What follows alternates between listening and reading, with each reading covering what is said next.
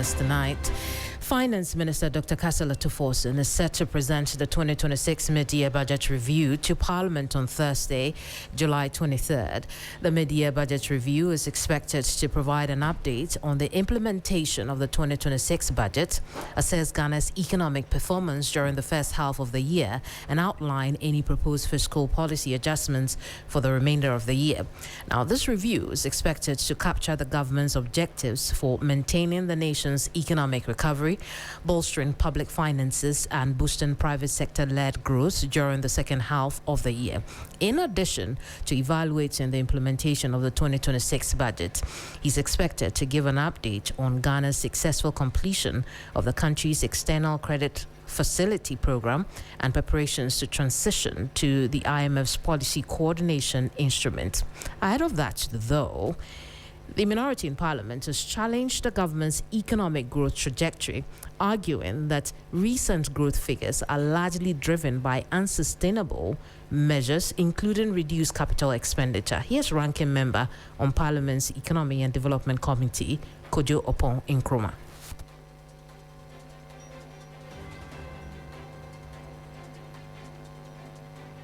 How the headline numbers are being manufactured and whether they can last, and what they have cost the ordinary Ghanaian. And we'll put three tests to this review. The first is the quality of the 2025 surplus. Now, the government will cite a 2025 primary surplus of 2.6% of GDP on a commitment basis against a target of 1.5%. And they will seek to tell the Ghanaian people that that means that they are managing the fiscal prudently.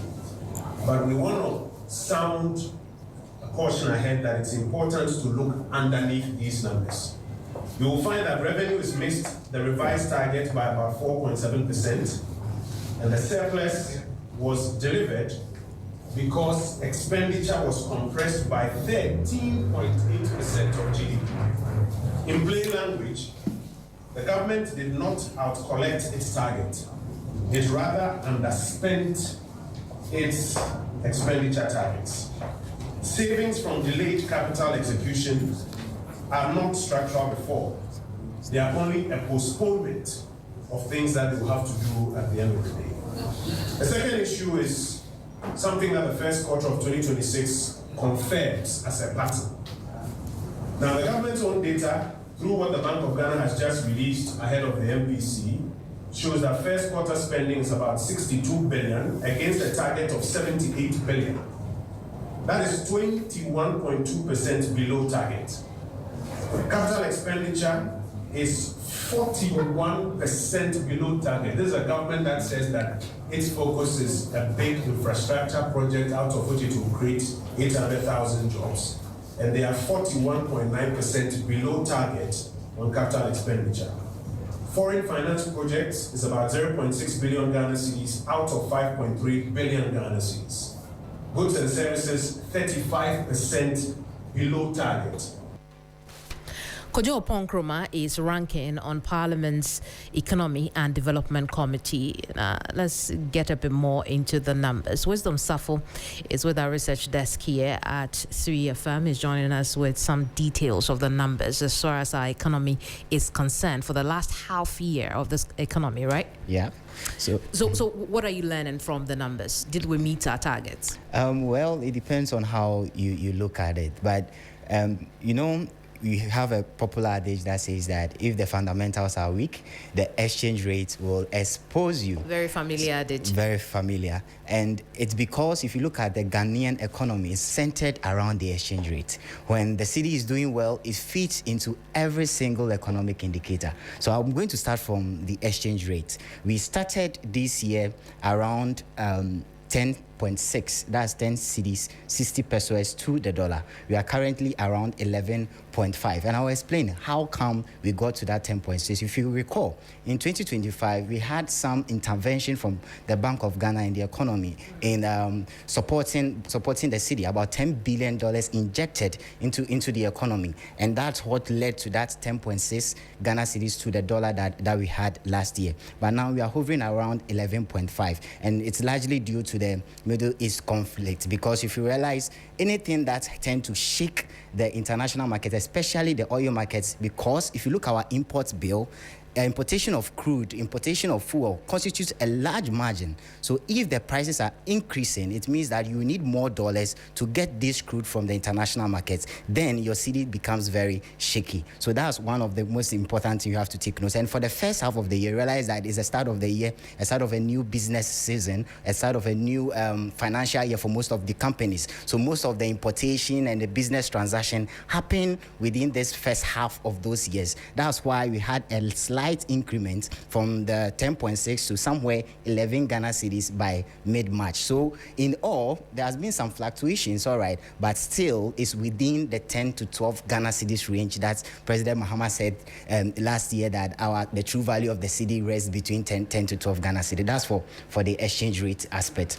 But, you know, I said earlier that when the exchange rate triggers, it also has effect on all the other variables. Absolutely. We talk about inflation because inflation also determines the policy rate. So you see, the economy is very interesting. So let's talk about inflation figures. So if you look at our inflation figures, we started somewhere from June 2025 where we had 13.7% inflation, headline inflation year on year. We are currently doing 5.3%. But there was a continuous decline for 12 consecutive months to somewhere around 3.4%. 3.2% by March 2026, that's this year. And this is largely due to the performance of the city, as I mentioned earlier, because the city was doing very well. And you look at our imported inflation, it is about 45% of our headline inflation. So if you are getting importations lower, your prices of imported goods are becoming lower, it means that your headline inflation will decline. So that's what caused the steady decline in the inflation figures. We had the lowest around 3.2%, and there was a steep rise again because of the city. So anything that happens to the city will also have an effect on our inflation figures. And again, our debt portfolio. Again, our external debt is dwindling because one, the city was doing well last year, and also the government is also honoring some of its external debt payment obligations. So currently, our total debt, as I checked last night, we have 720.8 billion Ghana cedis. That's the total debt that we have. And the external debt component stands at 341.7 billion, and the domestic debt component stands at 379.1 billion Ghana cedis. It will come down. Our external debt components will come down because this particular figure is for May 2026. But there have been some payments by the finance, by the finance ministry. So going ahead, we have achieved some of our targets, most of them, but it all depends on the way forward, how prudent the government is going to be, how it will position itself, the fiscal and the monetary measures that is going to put in place.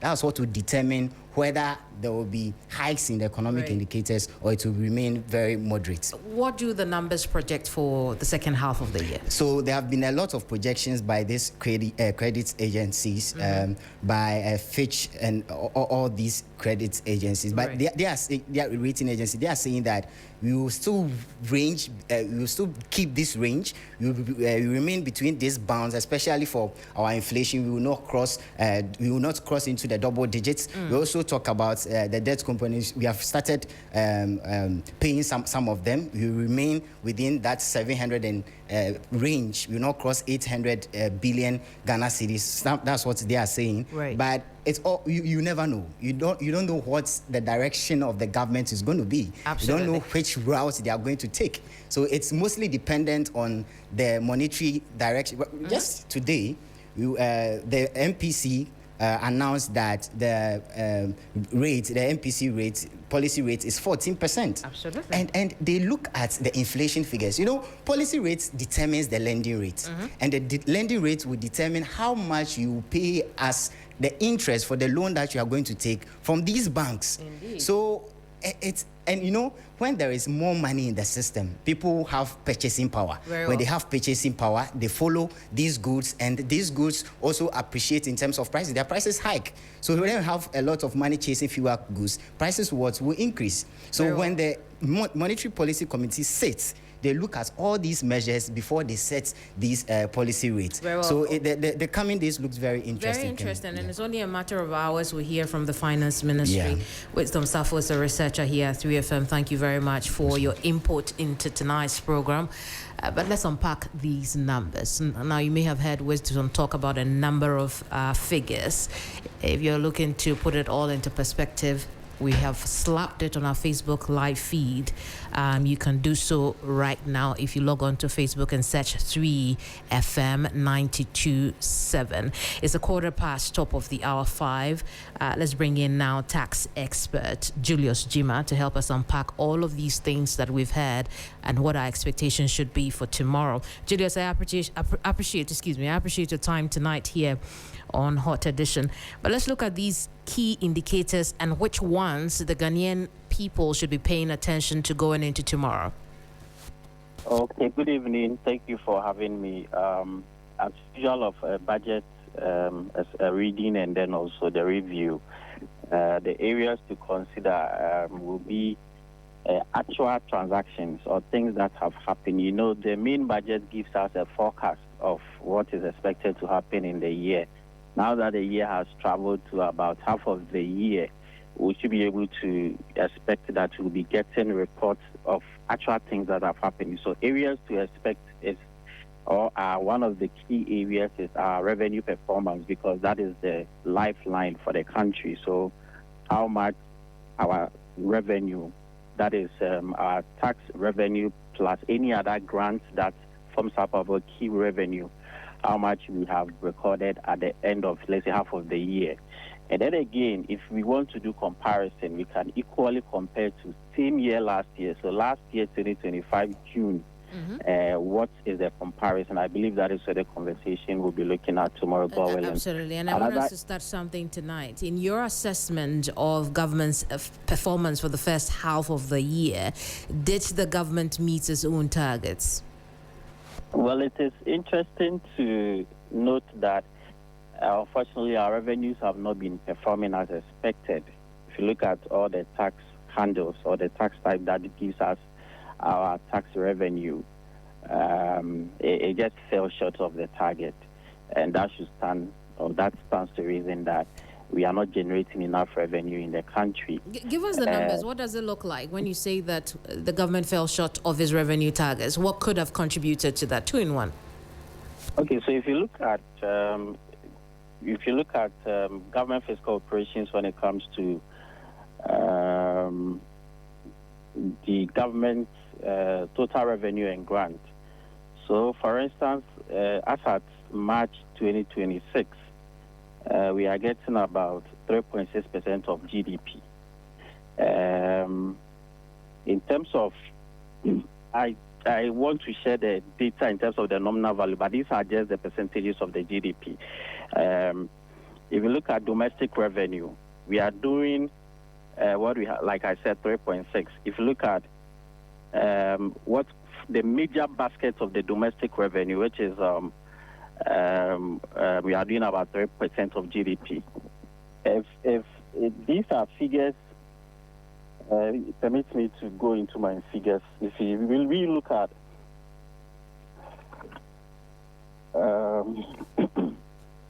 well, I can see you're flipping through your pages to get those figures. Julius Jima is a tax expert. He's joined us on the occasion of our countdown to the mid-year budget review in Parliament. Now, the question I've been putting to him has to do with his assessment of government performance and whether or not we already hit our targets or we are yet to. Now, Julius's position is that, look, we may not have hit our revenue targets. He's given us the numbers as to why we have not hit those revenue targets. Julius, do you have the numbers now?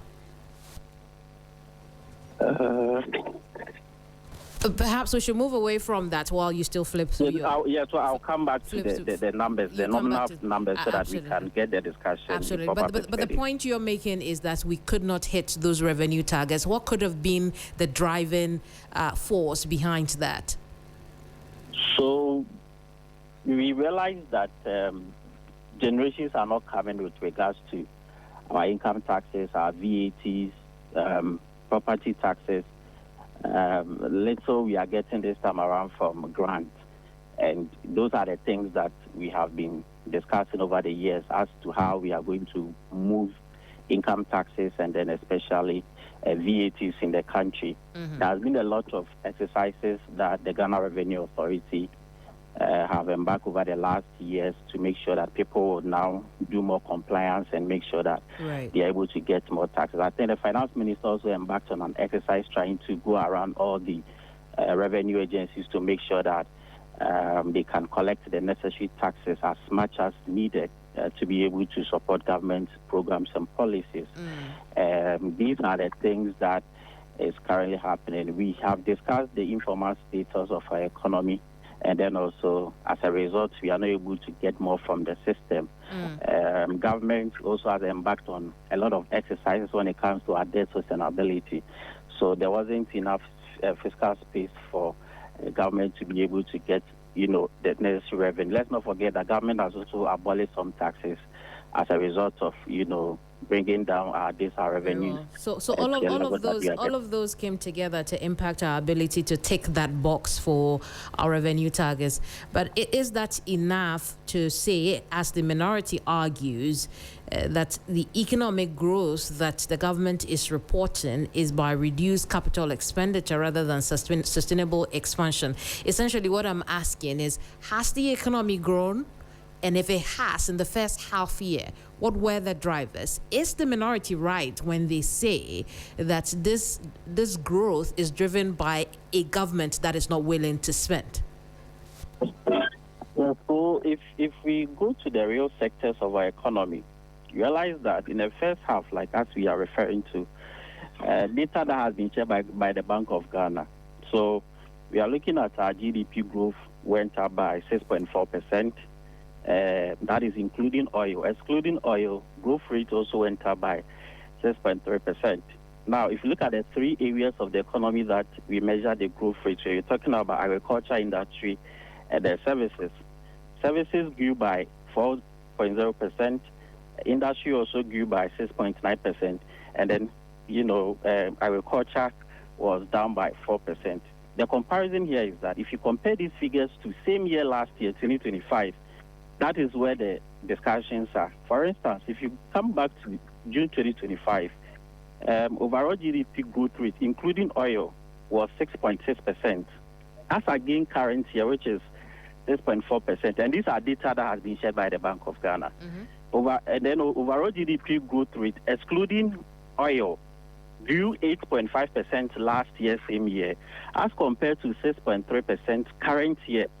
If we look at the three areas, agriculture, industry, and services, agric grew by 7.1% last year, and then this year, agric is growing 4%. Same year last year, industry grew 2.4%, and then same year, that is the current year, industry is 6.9%. Services grew 9.5% last year. Yes. Hang in there for me.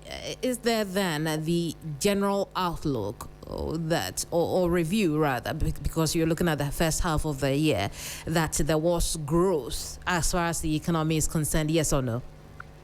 Yes, like I said, there was growth. There was growth. Now, I want us to put that into perspective. We've been interacting with the men and women on the ground at Nima markets to get their perspective on this growth that we talk about. Let's take a listen to them. I'll come back to you.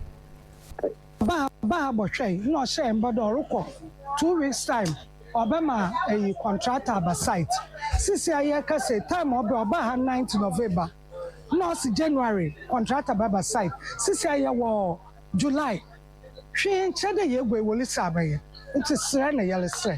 Science the game. Yes, I am the yes, son.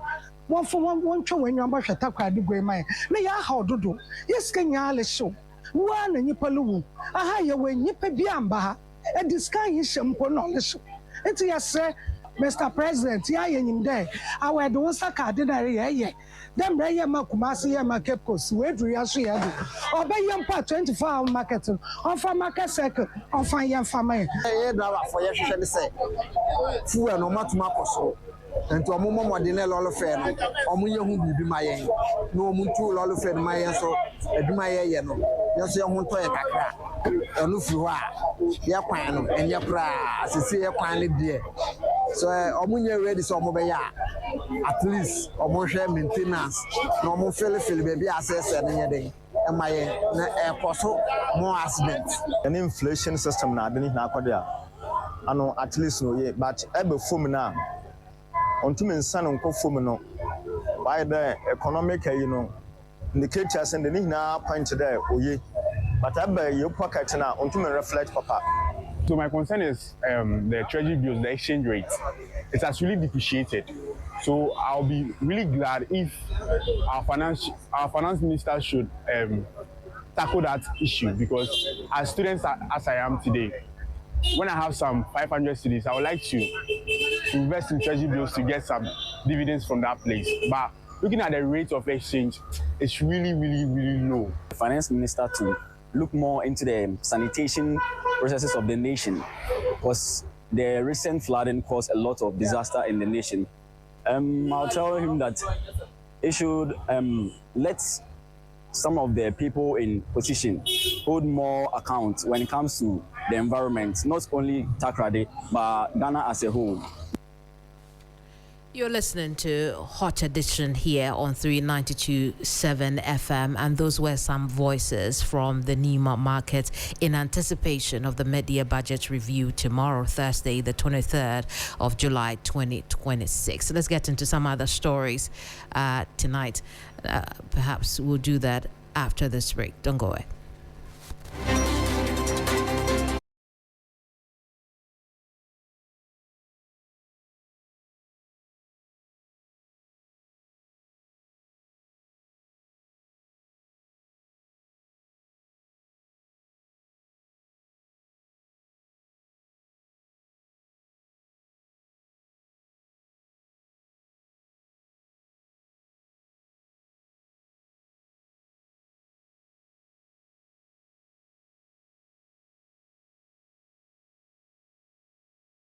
Welcome back. You're still live on Hot Edition here on 392.7 FM. We're also live on Kesmi in Tamale. I am Keminni Amanor. Let's turn attention to some partisan politics news tonight. The National Democratic Congress has suspended the Constituency Chairman for Awutu Senya East for 5 months, following a petition filed by the area's Member of Parliament, Phyllis Na-Koyu Okuno.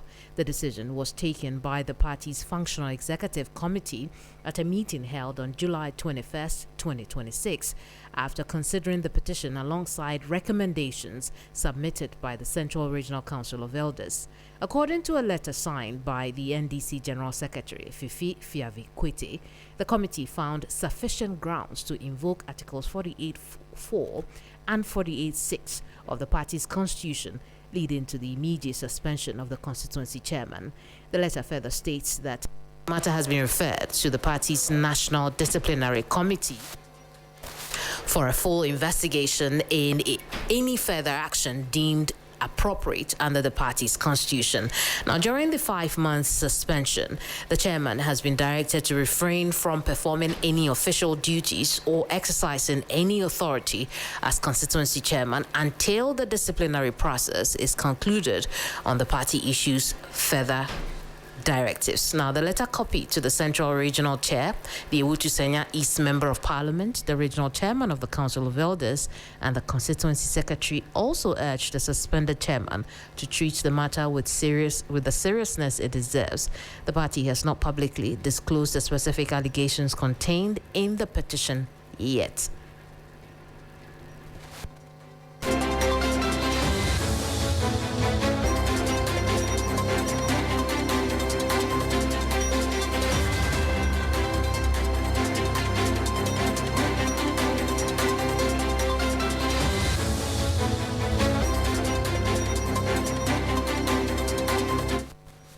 I'll bring you more on that story in a little bit. Right now, however, let's go to a very important story as well. An entourage of NPP stalwarts visited Chairman Wontumi at his new location at the Nsawam Prisons earlier today. This entourage was led by the former Vice President, now Flagbearer of the NPP, Dr. Mahamudu Bawumia. I want us to have a quick chat on the back of this. Dr. Paul Grave Boache Dankwa speaks for Dr. Mahamudu Bawumia's team, and he's joining us here with details of that visit. Dr. Bwache Dankwa, thank you very much for your time. Thank you very much for the opportunity. Absolutely. Let's talk about this visit. How was Chairman Wontumi?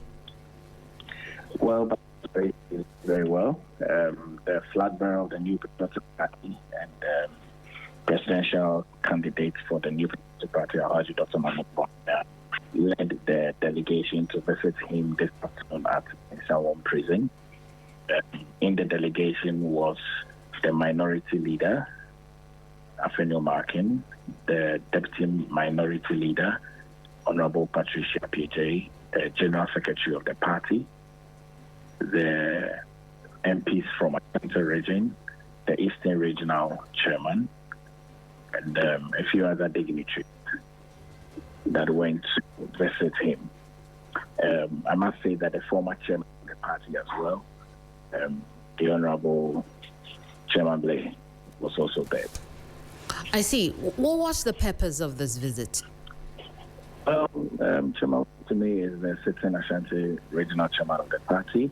He is a member of the party. He is to be visited. The purpose was to encourage him, to let him know that the party is standing with him, that the party is going to do everything in their power to appeal the sentence that has come, and to encourage him to be strong as we know he is, and to let him know that he has the overwhelming support of the party and the leadership of the party in these very difficult times. I want to talk about the flag bearer of the party who engaged with Chairman Wontumi. What did he say to him? So, Dr. Alhaji Bawumia's message to Wontumi was to encourage him to remain strong and to remain steadfast in these very troubling challenges, to remember his God, and also to let him know that we are going to do everything within our means as a party to appeal the sentence.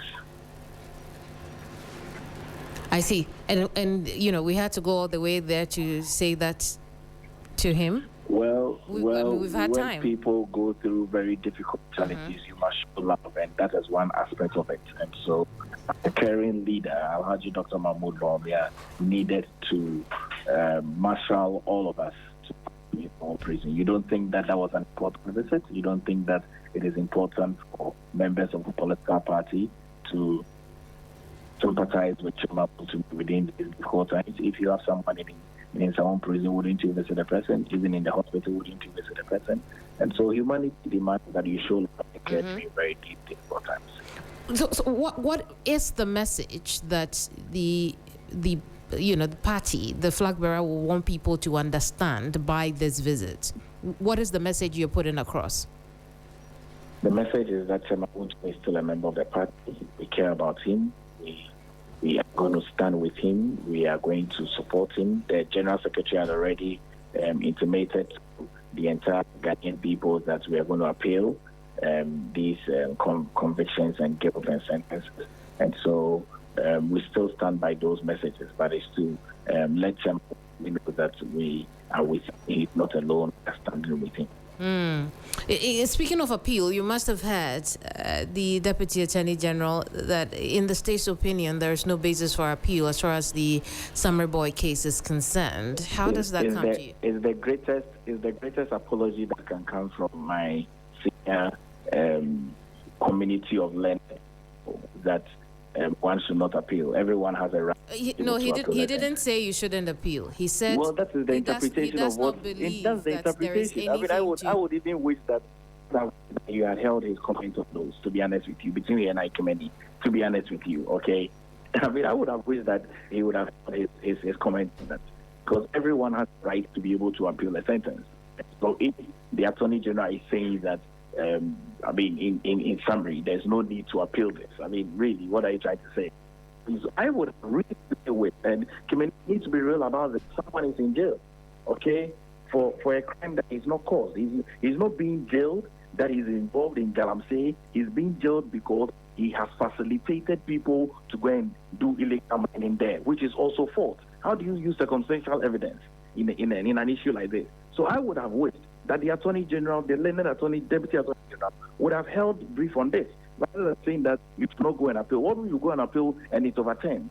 Unless, of course, they are trying to say that the entire judiciary is made up of political people, or the government is controlling the judiciary. I'm not sure I'm going to correct the point. He didn't say that you cannot appeal.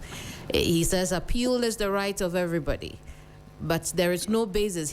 Prosecution does not believe there is any basis. There are implications for what he has said, and there are interpretations for what he has said. If the learned Attorney General says that there are no basis for anyone to appeal, indirectly he's saying that there's no need going to appeal because it will not. That's what he's trying to say. Just like the judge who says that he's not going to ask the Supreme Court to interpret some sections of the Constitution. Dr. Boachidankwa, Dr. Boachidankwa, hold on for me. I want us to listen to Dr. Justice Sremsai in his own words. That cannot be an accurate description of what happened. I mean, this is a case which has been tried fairly with a lot of the discretion during the trial exercised in favor of the accused person. The question is, if this is a political persecution and they believe strongly, that means that you believe strongly that you are innocent, right? If you are innocent, the manner in which you even conducted yourself to the latter end is as if you knew that you didn't have a defense. And I don't know if you have had the opportunity to read the judgment, but most of the evidence that we have, the pieces of evidence that we have, which the judge relied on, came from their defense. Defense witnesses, the accused person's own comments, his own witness statement, his own police statement. Those were the materials that formed the basis for the conclusion of the judgment. So it will be it is shocking to me, but that they would say is political persecution. But I understand. What we do, this is politics in a way. I mean, what they are doing is politics. And they issued that statement, or they had a press conference when they had not seen the judgment. So do you expect them, now that they've seen the judgment, they will go back and say what we said was wrong? They would never do that. They would rather double down and say things. But so far, I don't think anyone has pointed to any aspect of the judgment that they believe strongly that is so erroneous. Oh, we've had the Deputy Attorney General, Dr. Justice Sremsai, on this matter. He responded, Dr. Boachidankwa, to the NPP's position that this is political persecution. Unfortunately, I'm unable to bring you the sound on.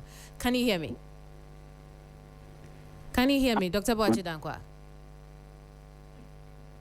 Well, it would appear that we've got a very choppy line to Dr. Boachidankwa. I can hear you, Dr. Boachidankwa. Can you hear me?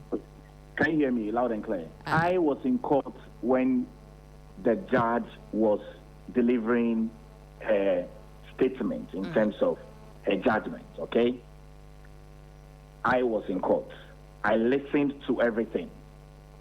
The judgment came out in less than an hour when we left the court, before the press conference was done. Okay? And so if we have read the judgment and we have found loopholes in the judgment, and the learned lawyer Atachia, together with the party, is going to on an appeal, and the respected Deputy Attorney General says that we have classified this as political imprisonment or political victimization. This statement that he has made, as it relates to the fact that he doesn't see reason why anyone should appeal, okay, by inference, clearly it's also a political victimization and politicization. Oh, I don't know how you're drawing that conclusion. If you want to stay on justice, okay, if you want to stay on the premise of justice, then everyone should have a right to appeal. And I would have encouraged the Deputy Attorney General to say that I would encourage the NPP to go on an appeal. And indeed, he did say that. But the point I'm making is that the Deputy Attorney General at no point said that Chairman Wontumi shouldn't and cannot go for an appeal. Let's agree that he's not. Thank you for clarifying. It's okay. It's fine. We would make an appeal. I appreciate that. But there are two other cases against Chairman Wontumi. Since you're on the subject of solidarity with your party chairman, the regional chairman in the Ashanti region, let's talk about those two other cases. How do you think that would end, especially now that the Deputy Attorney General tells us, look, in that Exim Bank fraud trial as well, we have rejected the initial proposal in the plea bargain? Keminni, the matter is in court. I'm not supposed to comment on it. The Deputy Attorney General can have a right to comment on it. Okay. He has stated that they are rejecting the plea bargain, but we haven't gone back to court. Okay, we haven't gone back to court on the Exim case. Okay. Are you surprised that are you surprised the proposal has been rejected in this initial stage? No, hold on. A proposal cannot be rejected until we have gone back to court. Having gone back to court, okay, and this is a plea bargain between Exim Bank, okay, and Chairman Wontumi, not between Exim Bank and the Attorney General, okay. So the Attorney General cannot say that they have rejected it. Well, the Attorney hang on. You're making it sound like the Attorney General won't be playing any role at all in this plea bargain. That is not what I'm saying. The Attorney General is prosecuting the case. So if there is going to be a plea bargain, prosecution will play a role in the plea bargain. Absolutely. But a plea bargain is between Chairman Wontumi and Exim Bank. Well, that is why the court. Yes, because there's a lawyer from Exim Bank who comes to court. I've been following this case. I don't doubt that. And you think that between now and the next court hearing... Hold on. There is a lawyer who comes to court on behalf of Exim Bank, who works with Exim Bank as a lawyer. So the law says give them 30 days. The first was 14 days that was given by the judge. Then we came back to court and the judge said, the lawyer said, we haven't arrived at a conclusion yet, and gave an extra 2 weeks to go and have the plea bargain conversations. We haven't yet come back to court. So why is the Attorney General saying that they rejected? Read between the lines. Keminni, read between the lines. Read between the lines of what is happening. And all of us must be responsible citizens to be able to call wrong when it's wrong. I thought these issues are discussed in court. I thought we should wait for the court findings before we come and make a conclusion. But if conclusions are arrived before, then we all should be worried. I'm not sure. I mean, Keminni, I'm worried. I don't know, but I'm sure when you close and go to sleep on your bed, you will be worried as well for this country. I'm worried, I'm troubled, I'm concerned. Dr. Well, we could go on and on and on, absolutely, but we'll leave it here Maybe for now. Maybe we can have coffee and talk about it later. We'll leave it here for now. Thank you so much. Dr. Paulgrave Boache Dankwa speaks for Dr. Mahamudu Bawumia's campaign team. And we've just been looking at that trip to Nsawam Prisons today to visit and solidarize with the Ashanti Regional Chair of the party, who's now incarcerated at the prison in Nsawam. Chairman Wontumi. Now, I wanted to go back to that story around the NDC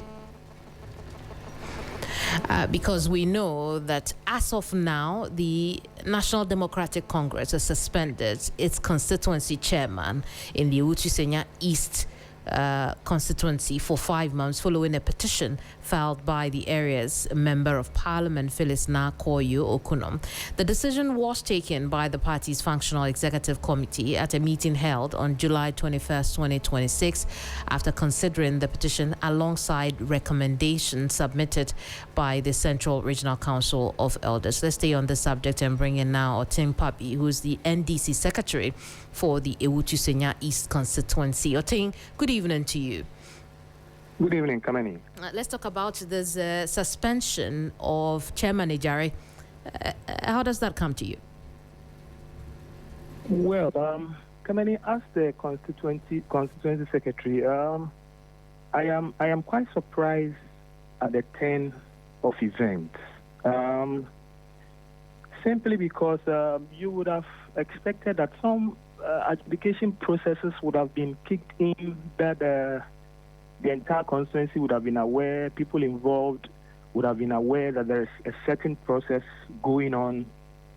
None of that was seen or was heard until this afternoon that we got the suspension letter. So it comes as a shock to most of us. But when you read the statement, it says, look, based on the petition filed by the MP for the area, Phyllis Okuno, there is enough basis to invoke aspects of the party's constitution to suspend him pending those investigations. Did you not know that aspect of your constitution that has been invoked right now? Did you not know about it? No, but Keminni, this is it's more like an adjudication process. Somebody presents a petition, or the honorable member presents a petition. The rules of natural justice says give at least those who are mentioned in the petition a hearing. It's basic. But I'm telling you, as the constituency secretary, I have not received any indication that, okay, my name was also mentioned in the petition, but nobody has spoken to me. I've not been called to any adjudication process. I've not been invited to any hearing. I hope you get the surprise. Very well. I can understand what you mean, but going back a little further, do you even know why or what was in that petition that the Member of Parliament filed to the Functional Executive Committee? That's exactly my point. That is exactly my point. Are you telling me that you do not know what the problem could be between the MP and Chairman Ejare, which has been going on for at least 8 months now?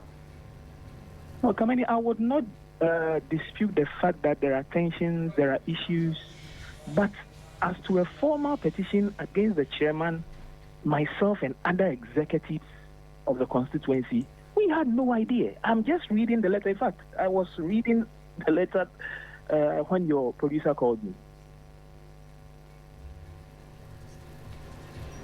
I see. So I guess then the constituency is blind to why the Functional Executive Committee would take such a decision. But what now? Well, there are processes that must be followed internally. We intend to follow up with region, because ideally this situation should have been handled at region. The regional FEC will call. I mean, disciplinary processes have gone on in this party. I've been in this party 2004, 2005. Disciplinary processes have taken place.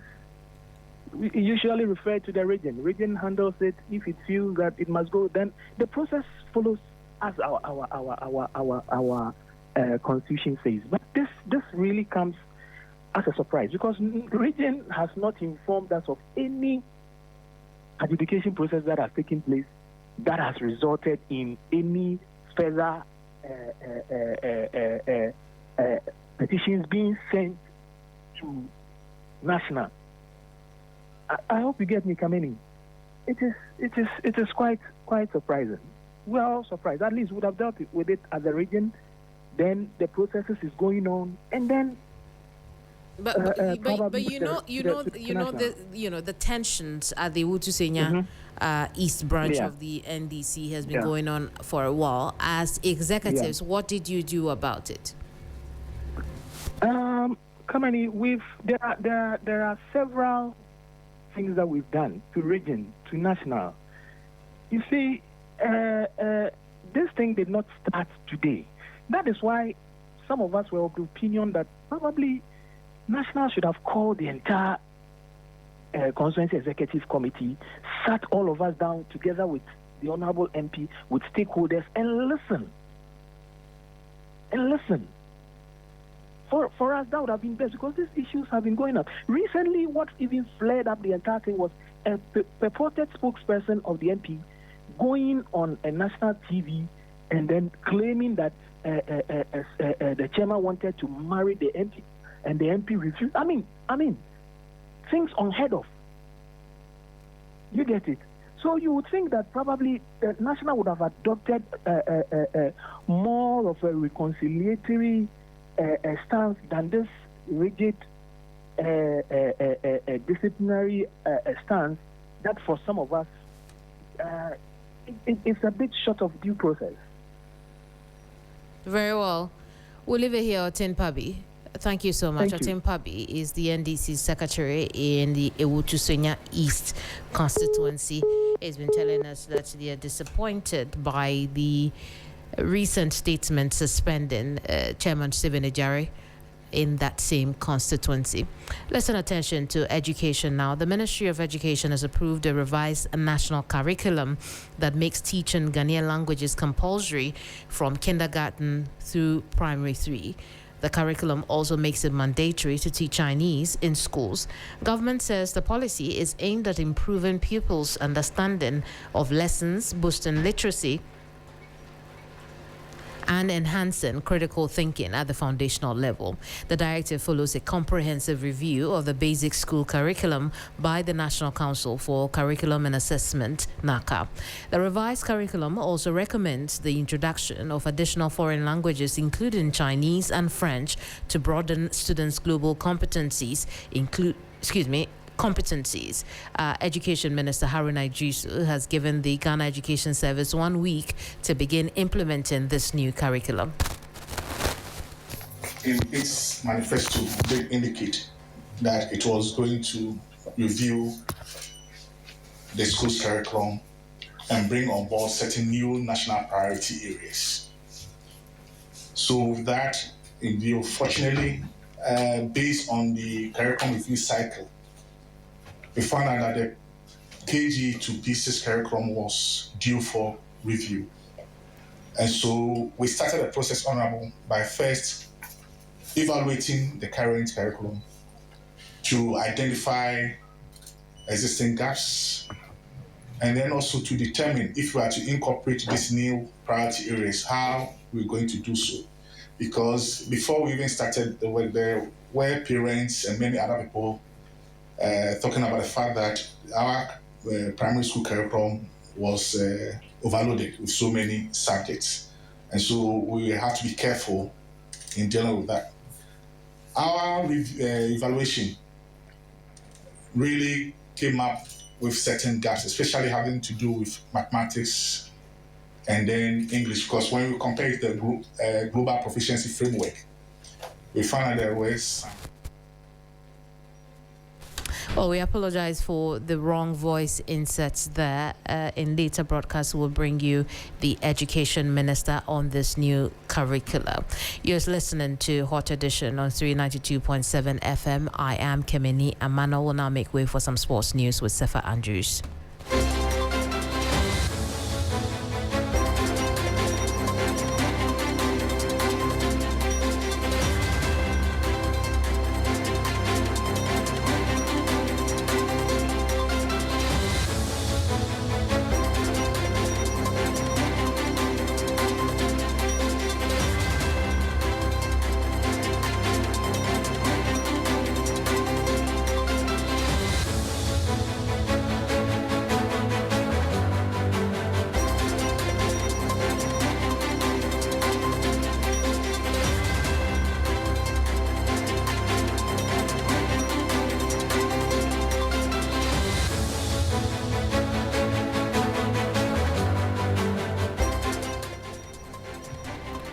Hello, good evening and welcome to the sports segment here on Hot Edition on 3FM 92.7.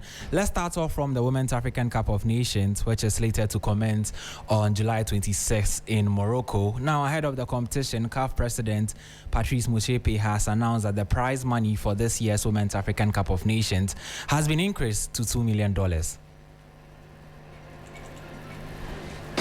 We have increased the prize money of the WAFCON by 900%. It's unbelievable. 900 for the women. And that's why I say to you, you can make all sorts of promises and say all of these nice things. If you don't back them up with quantifiable, visible, and as they would say, touchable. They want to sort of feel at it, want to touch it. So we've increased the prize money by 900%. Last year, when I became president, the winner of the women's competition got 200,000. And then we got it to 1 million. Now they get 2 million. So you win. We've increased the prize money for the winner by 100%. We've increased the overall, the money that so the winner gets 2 million, which has been increased enormously. And you'll get it, don't worry, you'll get it in the document. But we've also increased by 495%. And so that was CAF President Patrice Motsepe speaking. Still on women's football, Black Queens defender Emefate is also set to make her debut appearance at the 2026 Women's African Cup of Nations. Now, the defender has excelled in the area of academics, adding more sheen to her on-field performances. My colleague Akosieje tells her story in the following report. When national U20 defender Alexander Emefate arrived in Accra for the World Cup qualifiers, she was effectively keeping a double schedule. It was a schedule that included training, but also making time for her schedule at Stanford University. The 19-year-old is a first-year international relations student at the Ivy League school, in addition to her burgeoning football career. Education, I think, certainly getting my degree, and that's always been the first aim above all else, is education first, and so that's why I'm in school now. And then with football, I think that obviously I want to play at the highest level. I think it would be a dream to play in a Champions League match, and I also think that, playing in a World Cup, obviously we're aiming to qualify here for the Under-20 World Cup, and I've been fortunate to play one of those before as well. But a Senior World Cup and an Olympics would be also incredible. Tay's story is familiar for many sports women. Michelle Aluzi, a 2024 WAFCON champion and player for Chicago Stars FC, successfully combines her football career with her role as a cancer research technician. World 200 meters champion Gabby Thomas is a highly educated American track and field star holding a bachelor's degree from Harvard University in 2019 in neurobiology and global health, and a master's degree in public health epidemiology from the University of Texas Science Center at Houston in 2022. She excels in athletics and academics, focusing on health equity. These stories provide great inspiration for Tay. Where I go to school in the United States, maybe to explain a bit, I go to Stanford, which is in California, and in the U.S. they have like 3 tiers of sport, I guess. So you could maybe compare it to, like, you have the Premier League in the UK, and then you have like the Championship is the next level, and then I think you have like League One or whatever. So like in the U.S., Division 1 would be like the top, and then you go Division 2, Division 3. So where I'm at Stanford, we're a Division 1 team, and so we play in the NCAA, which is like a collegiate association. So we play against other Division 1 schools, and so I'm fortunate enough. I think my team right now, we're a bit smaller because we're out of season, but usually we'll have about 28 people on the team. So I've got 27 other girls around me, and we're all extremely driven and studying at one of the best institutions in the world, and also playing soccer at the highest level, playing football at the highest level. And so I think that is certainly an example to me every day. Born to a Ghanaian mother, MFI is grateful to have the opportunity to represent her motherland and hope she has a long international career. I am very fortunate, as always, to be called in with the under-20s. I was fortunate to have an opportunity with the Queens, with the senior team back in February, March in Dubai, which was a bit of a crazy time. But yeah, I'm always grateful to be here and to compete for my country. It's a special moment, obviously, to make your senior debut. I think once you step on the pitch, it's kind of like, and everyone says this, but it really does feel like another match. But it's a moment that you kind of have to take in and just recognize that there have been so many people that have supported you to getting to that point. And so I'm grateful for all of those people, and hoping to continue to push for more there. So. In a world where women are breaking frontiers, Emefate Alexander is on her way to be establishing herself as one of the elite female footballers and a scholar in her academic field. And so that was a comprehensive report put together by my colleague Akosi AJ on MFRT, bringing an end to the sports segment here on Hot Edition on 3FM 92.7. My name is Andrew Sifa Bamvo.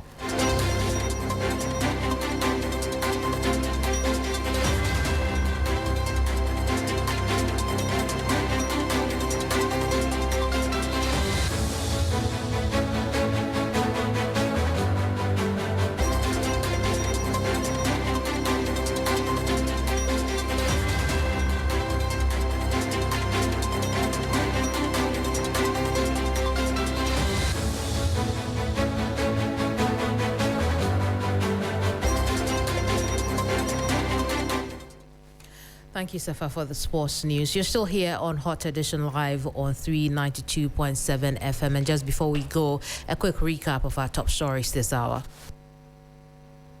In short, because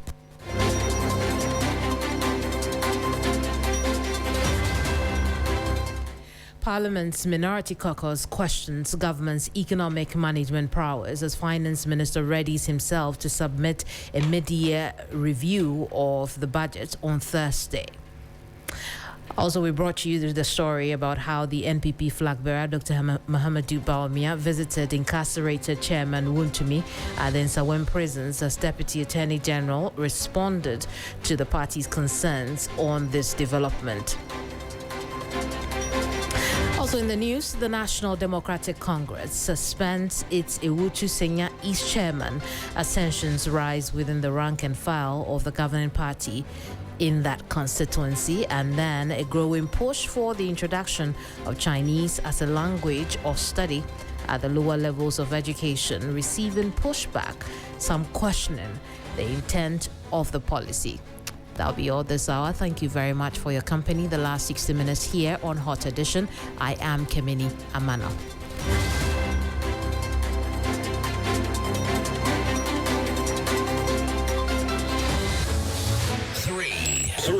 Three FM.